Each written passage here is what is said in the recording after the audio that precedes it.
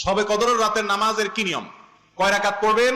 প্রথম রাকাতে কোন সূরা পড়বেন, কতবার পড়বেন? দ্বিতীয় রাকাতে কোন সূরা পড়বেন, কত রাকাত পড়বেন? জানা আছে তো আপনাদের? জানা নাই? একজনও জানেন না? ইন্না লিল্লাহি ওয়া ইন্না ইলাইহি রাজিউন।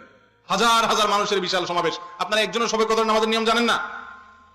এটা তো খুব খারাপ কথা ভাই, কিন্তু জানতে হবে। আচ্ছা আমি বলে দিচ্ছি, শবে কদরের নামাজের নিয়ম হলো অন্য যে কোনো নামাজ যেভাবে পড়েন শবে কদরের নামাজও একইভাবে পড়বেন। এ হলো শবে কদরের নামাজের নিয়ম।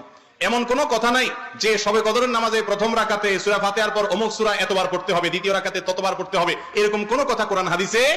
এগুলা মন গড়া বিভিন্ন সিস্টেম, বিভিন্ন পদ্ধতির কথা, বিভিন্ন আপনার বাজারে নামাজ শিক্ষার বই নামে অনেক বই আছে, সব বই না, কিছু কিছু বই আছে, এইসব বইতে শবে কদরের নামাজ এত রাকাত, প্রথম রাকাতের এই নিয়ম, দ্বিতীয় রাকাতের ওই নিয়ম, এরকম বিভিন্ন কথা বলা আছে। এগুলো সব ভিত্তিহীন, মন গড়া, এগুলো কোরআন হাদিসে নাই। কোরআন হাদিসে লাইলাতুল কদরে অন্য রাতের মতো আপনি নামাজ পড়বেন, একটু লম্বা সময় নিয়ে পড়বেন।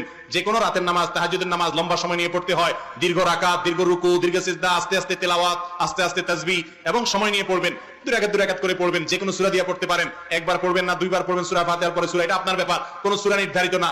আপনি লাইলাতুল কদরের একটা জিনিস নির্ধারিত, সেটা হলো একটা দোয়া হাদিসে বর্ণিত হয়েছে, আম্মা জানা আয়েশা রাদিয়াল্লাহু তাআলা আনহাকে নবী করিম সাল্লাল্লাহু আলাইহি ওয়াসাল্লাম শিক্ষা দিয়েছেন, তুমি যদি লাইলাতুল কদর পাও তাহলে দোয়া করবা, কি দোয়া?